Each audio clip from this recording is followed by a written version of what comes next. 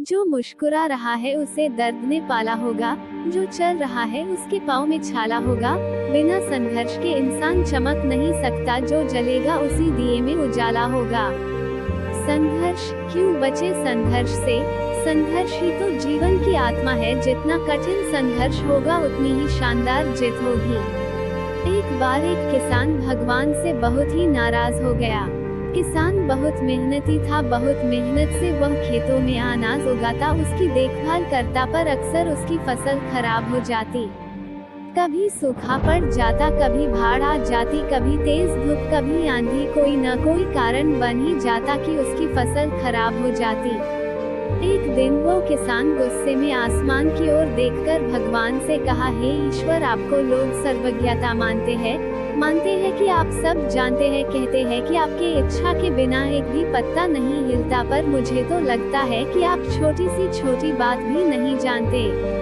आपको तो ये भी नहीं पता कि खेती बाड़ी कैसे करते हैं। अगर आप जानते होते तो हर समय जो बाढ़, आंधी और तूफान आते हैं वो कभी नहीं आते। आप नहीं जानते कि कितना नुकसान उठाना पड़ता है हम किसानों को। यदि आप मेरे हाथ में ये शक्ति दे दे कि जैसा मैं चाहूँ वैसा मैं मौसम कर दूँ, फिर आप देखना मैं अन्य के भंडार लगा दूंगा।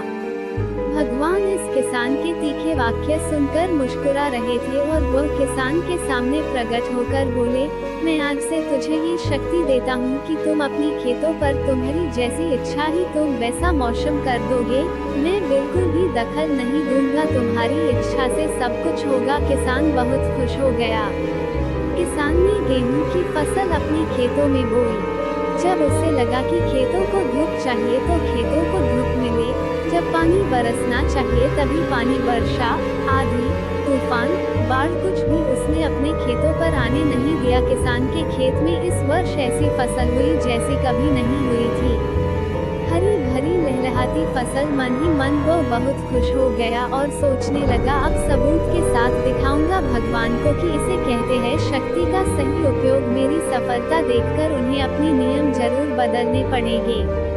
कुछ दिन गुजरे, फसल कटने को तैयार हो गए। किसान बहुत उत्सुकता के साथ फसल को काटने लगा, पर जैसे ही उसकी नजर गेहूं की बालियों पर गया तो उसने अपना सिर पीट लिया और वह रोने चिल्लाने लगा।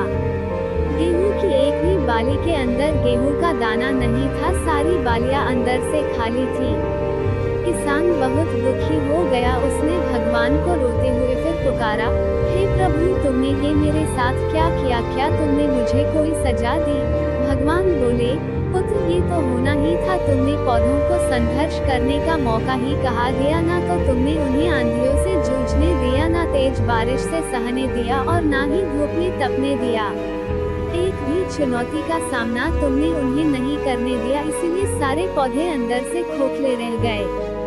जब आंधी, तूफान, तेज बारिश और धूप पड़ती है तभी ये पौधा अपने अस्तित्व को बचाने के लिए संघर्ष करते हैं और इसी संघर्ष से एक बल पैदा होता है जिसमें शक्ति होती है, ऊर्जा होती है, और यही ऊर्जा पूर्ति तेरे गेहूं के दानों की तरह जो नहीं फूटी। तूने उन्हें कठिन परिस्थितियों से गुजरने ही नहीं दिया जहां उनके अस्तित्व का जन्म होता।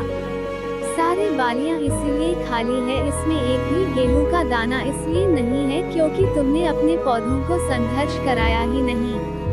याद रखिए, स्वर्ण में सवर्णीय आभा तभी आती है जब वो आग में तपने, गलने और हथौड़े से पीटने जैसे संघर्षों से गुजरता है।